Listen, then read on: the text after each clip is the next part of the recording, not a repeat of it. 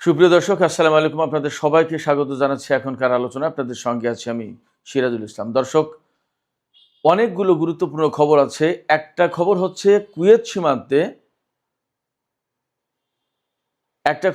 কুয়েতের কাছাকাছি সীমান্তে ইরান ট্যাঙ্ক, সাজোয়াজান এই ধরনের অনেক কিছু পাঠিয়েছে। অনেকে আশঙ্কা করছেন বা খবর ছড়িয়েছে এইভাবে যে ইরান কুয়েতের ভেতরে স্থল অভিযান চালাতে পারে। আসলে ব্যাপারটা কি সেটা নিয়ে আমি বিস্তারিত আলোচনা করব আশা করছি। এরপরে মার্কিন সামরিক ঘাঁটিগুলো একের পর এক লক্ষ্যবস্তুতে পরিণত হচ্ছে। একজন পশ্চিমা বিশ্লেষক তিনি বলছেন, মধ্যপ্রাচ্যে মার্কিন বাহিনী এখন প্রকৃতপক্ষে বিপর্যয়ের মুখে, এমন খবর পাওয়া যাচ্ছে। একজন পশ্চিমা বিশ্লেষক বলেছেন, মধ্যপ্রাচ্য থেকে ঘাঁটি ব্যবহার করে এখন আমেরিকা ইরানের বিরুদ্ধে যুদ্ধ করবে এরকম অবস্থা আর নেই। এপাশে মধ্যপ্রাচ্যের সাম্প্রতিক যুদ্ধে আমেরিকার যে বহু সংখ্যক সেনা হতাহত হয়েছে, এই ব্যাপারে যুদ্ধমন্ত্রী পিট হেগসেথকে আজকে কংগ্রেসে জবাবদিহি করতে হবে, জেরার মুখে পড়তে হবে।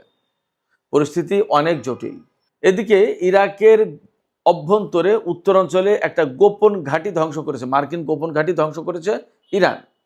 ইরাকের উত্তরাঞ্চলে একটা তেল ক্ষেত্র থেকে তেল উত্তোলন বন্ধ করেছে কানাডা।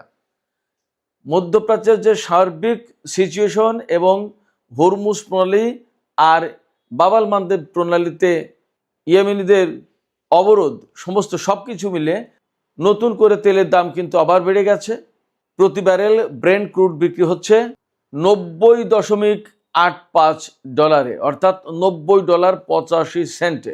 এই দাম গত এক মাসের ভেতরে সর্বোচ্চ, অর্থাৎ প্রতি ব্যারেল তেলের দাম অন্তত $20 বেড়ে গেল।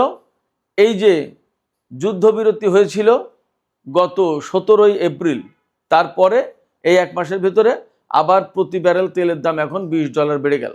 আর ওয়েস্ট টেক্সাস ইন্টারমিডিয়েট যে তেল, সেটার দাম বর্তমানে অর্থাৎ আজকে বেড়ে $83.85, অর্থাৎ প্রতি ব্যারেল তেল কিনতে $83.85 খরচ করতে হচ্ছে। মার্কিন CNN টেলিভিশনের যে ওয়েবসাইট, তাতে একটি বিশ্লেষণ দেয়া হয়েছে। সেই বিশ্লেষণে বলা হচ্ছে, এই যুদ্ধে মারাত্মকভাবে দুটো জিনিস ভেঙে পড়েছে। সেই দুটো জিনিস হচ্ছে সাপ্লাই অ্যান্ড ডিমান্ড। ওই বিশ্লেষণে আরও কিছু কথা বলা হয়েছে, আমি আশা করি আপনাদের সামনে আমি বিস্তারিত আলোচনায় তুলে ধরব। এপাশে ইরান দাবি করেছে, জর্ডানের আল রুকবান ঘাঁটিতে ইরানি সেনারা হামলা চালিয়েছে এবং সেখানে বহু সংখ্যক মার্কিন সেনা হতাহত হয়েছে। সুপ্রিয় দর্শক, মূল এই বিষয়গুলো এখন আলোচনায় থাকবে। এর সাথে প্রসঙ্গক্রমে আরও কিছু বিষয় চলে আসবে। আশা করি এই ভিডিও আপনাদের খুবই ভালো লাগবে। আর যদি ভিডিও ভালো লাগে তাহলে শেষ পর্যন্ত থাকবেন এবং লাইক, কমেন্ট, শেয়ার করবেন আর চ্যানেলটি সাবস্ক্রাইব করে সাথেই থাকবেন। দর্শক, আপনাদের সাবস্ক্রিপশন, আপনাদের সমর্থন আমাদের চলার পথকে সহজ করবে। আপনাদের জন্য এই ধরনের আরও নতুন নতুন ভিডিও তৈরি করতে আমাকে বিশেষভাবে উৎসাহিত করবে আপনাদের সাবস্ক্রিপশন, আপনাদের সমর্থন। দর্শক, চলুন বিস্তারিত আলোচনায় চলে যাই। সর্বপ্রথম যে আলোচনাটা করতে চাই সেটি হচ্ছে, ইরানের সামরিক বাহিনী কুয়েত এবং ইরানের সীমান্তবর্তী এলাকায় সাজোয়াজান T-72 ট্যাঙ্ক, আরও অর্থাৎ স্থলযুদ্ধে যে সমস্ত সামরিক সরঞ্জাম প্রয়োজন হয় তার অনেক কিছু পাঠিয়েছে, মোতায়েন করেছে। আমরা সবাই জানি হয়তো যে কুয়েতের সাথে ইরানের কিন্তু সরাসরি সীমানা নেই, কিন্তু একেবারে ইরাকের দক্ষিণ পূর্ব অঞ্চল, এই অঞ্চলের সাথে ইরানের যে সীমান্ত, সেখান থেকে একটু সামনে গেলেই কুয়েত, খুব বেশি দূরবর্তী জায়গা নয়, দূরবর্তী স্থান নয়। সেক্ষেত্রে এই খবর বেরিয়েছে যে ইরান কুয়েতে স্থল অভিযান চালাতে যাচ্ছে। আবার ঘটনাটা যদি তেমন না হয়, অর্থাৎ এখানে এক ধরনের বাধা আছে। ইরাক তো একটা স্বাধীন সার্বভৌম দেশ, সেই ইরাকের ভিতর দিয়ে যদি কুয়েতে অভিযান চালাতে হয় তাহলে ইরাকের অনুমতি লাগবে। ইরাক এই মুহূর্তে অনুমতি দেবে কিনা সেটা একটা প্রশ্ন। পাশাপাশি যদি ইরাকের ভেতর দিয়ে ইরান, ধরুন কাউকে কোনো কিছু না বলে কুয়েতের ভেতরে স্থল অভিযান চালালো, তাহলে ইরাক কি ইরানের বিরুদ্ধে যুদ্ধে জড়িয়ে পড়বে নাকি কি করবে, সেটা একটা প্রশ্ন। আবার আরেকটা প্রশ্ন হচ্ছে যে গত কিছুদিন ধরে বিভিন্ন জায়গা থেকে আমরা খবর পাচ্ছি, খবর আসছে, খবর প্রচার হচ্ছে যে আমেরিকা ইরানে স্থল অভিযান চালানোর জন্য মূলত ইরানের যে দক্ষিণ অঞ্চল, এই অঞ্চলে ব্যাপকভাবে অভিযান চালাচ্ছে। এবং নতুন করে খবর আসছে কি, যে অনেক বিমান আমেরিকা মধ্যপ্রাচ্যে নিয়ে এসেছে এবং এই সমস্ত বিমান জর্দান বা ইসরায়েলে রাখা হচ্ছে ইরানের বিরুদ্ধে ব্যাপকভাবে হামলা চালাবে বলে। ডোনাল্ড ট্রাম্প কিন্তু বলেছেন যে ইরানকে মূল্য দিতে হবে, মার্কিন সেনা হত্যার মূল্য দিতে হবে, অনেক বেশি মূল্য দিতে হবে।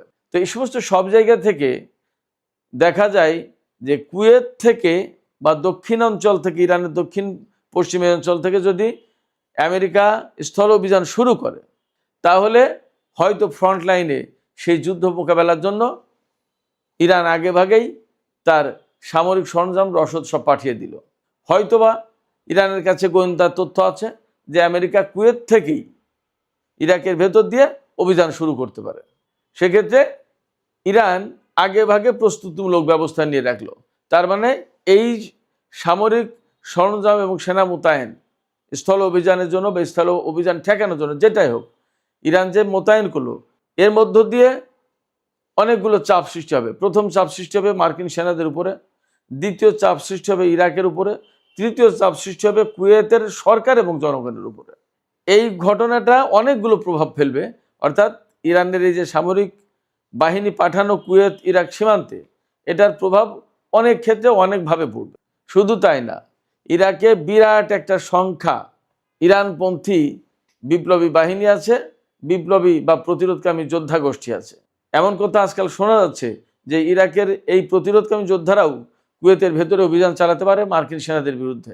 একটা বিষয় খেয়াল করবেন, গত কিছুদিন ধরে ইরান কিন্তু ব্যাপকভাবে কুয়েত, বাহরাইন, সংযুক্ত আরব আমিরাত, এই সমস্ত দেশে ব্যাপকভাবে হামলা চালিয়েছে। এবং বলা হচ্ছে, রিক সানচেজ, বললাম যে একজন পশ্চিমা বিশ্লেষক, তিনি বলছেন যে মধ্যপ্রাচ্যের মার্কিন ঘাঁটিগুলো আর এখন এইরকম অবস্থায় নেই যে যা দিয়ে ইরানের বিরুদ্ধে তারা হামলা চালাবে। লঞ্চ প্যাড হিসেবে এই ঘাঁটিগুলোকে ব্যবহার করার কোনো উপায় নেই।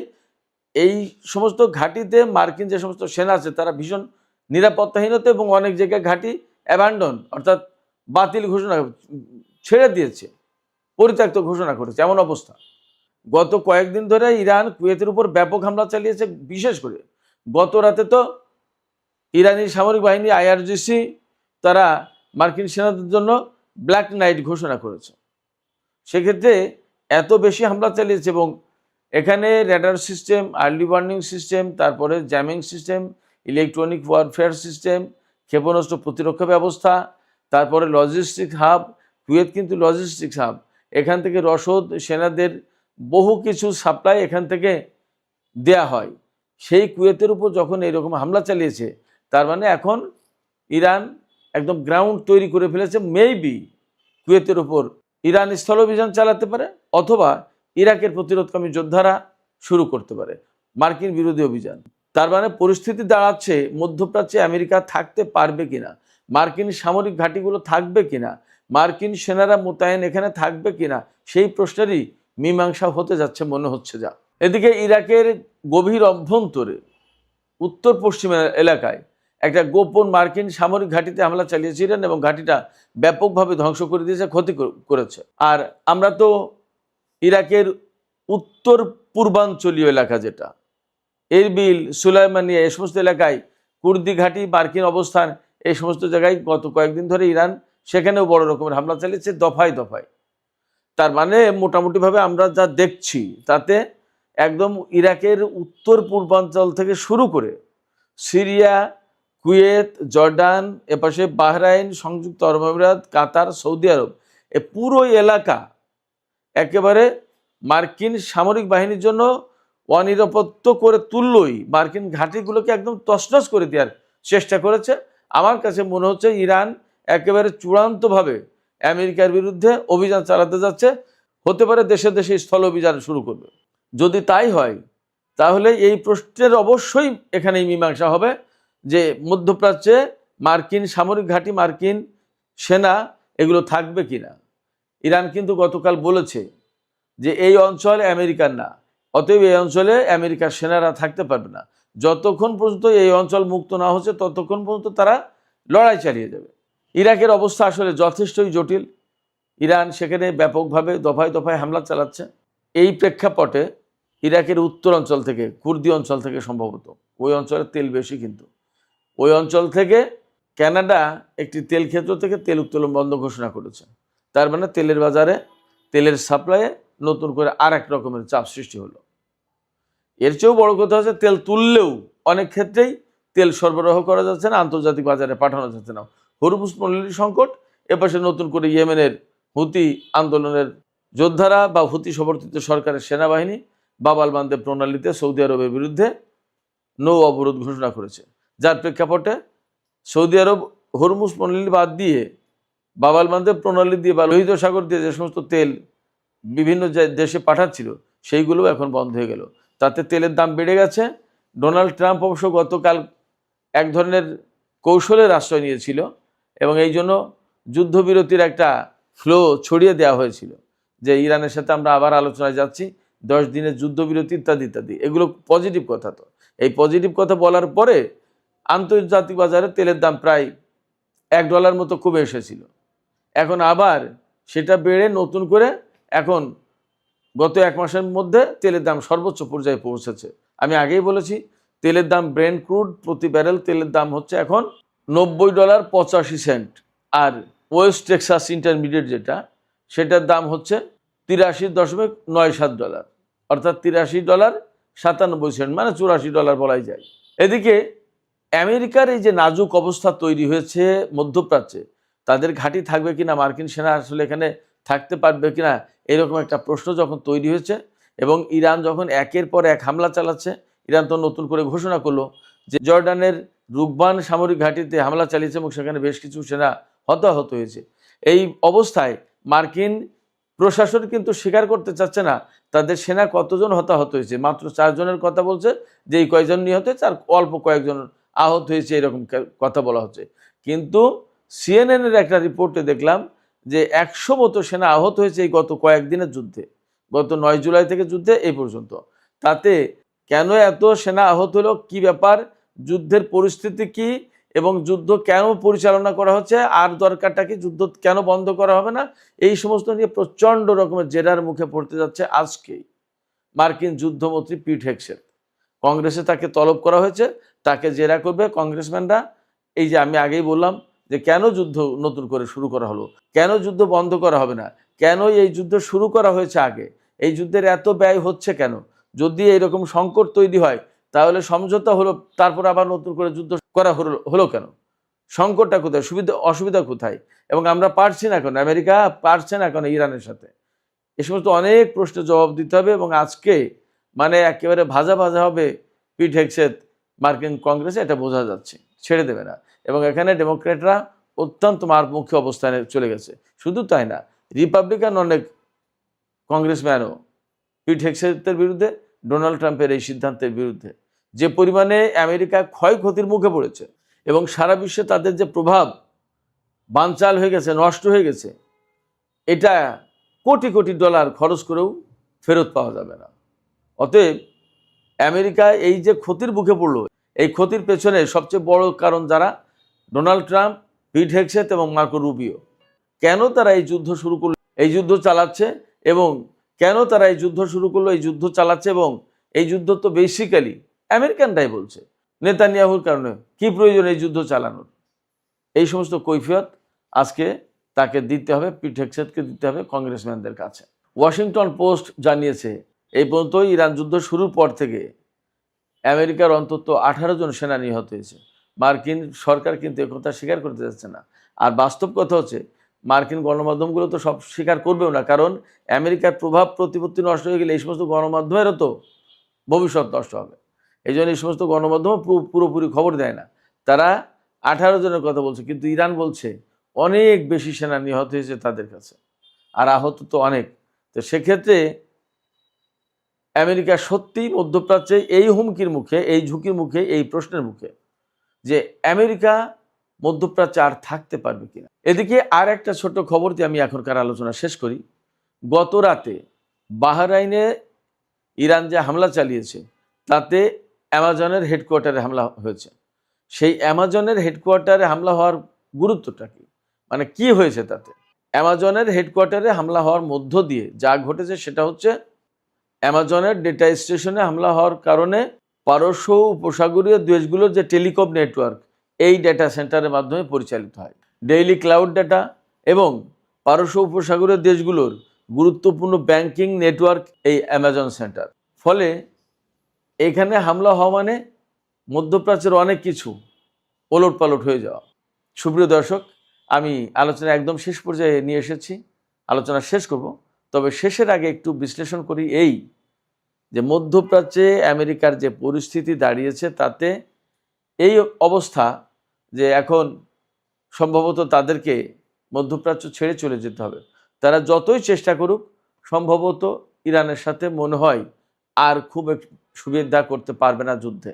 যদি তাই না হয় এবং মধ্যপ্রাচ্যের দেশগুলোও কিন্তু ত্যক্ত বিরক্ত হয়ে উঠছে। আমেরিকার জনগণও নতুন করে তেলের দাম বেড়েছে, পণ্যের দাম বাড়বে, সব কিছু মিলে আমেরিকা আসলে সংকটে।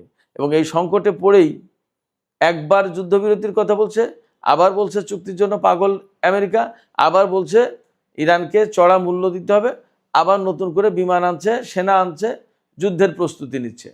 সব কিছু মিলে আমরা যা বুঝতে পারছি, আমার কাছে যা মনে হচ্ছে, তাতে এই যুদ্ধের ভেতর দিয়ে মধ্যপ্রাচ্যের হিসাব নিকাশ একদমই বদলে যাওয়ার দ্বার প্রান্ত। মার্কিন গণমাধ্যমগুলো তো বলছে যে ইরান এবং আমেরিকা চূড়ান্ত যুদ্ধের দ্বার প্রান্তে, কিন্তু আমার কাছে মনে হচ্ছে যে মধ্যপ্রাচ্যের টোটাল সিচুয়েশন একেবারে বদলে যাওয়ার দ্বার প্রান্তে, ভীষণভাবে বদলে যাবে। সুপ্রিয় দর্শক, আপনাদের কি মনে হয়?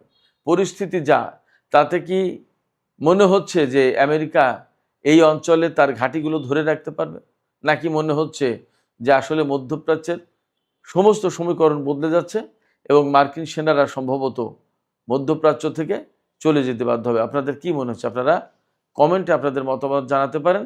আর ভিডিও ভালো লাগলে আবারও বলি, লাইক, কমেন্ট, শেয়ার করবেন এবং চ্যানেলটি সাবস্ক্রাইব করে সাথেই থাকবেন। দর্শক, এখনকার আলোচনা এখানেই শেষ করছি। আপনারা সবাই অনেক অনেক ভালো থাকুন। আল্লাহ হাফেজ।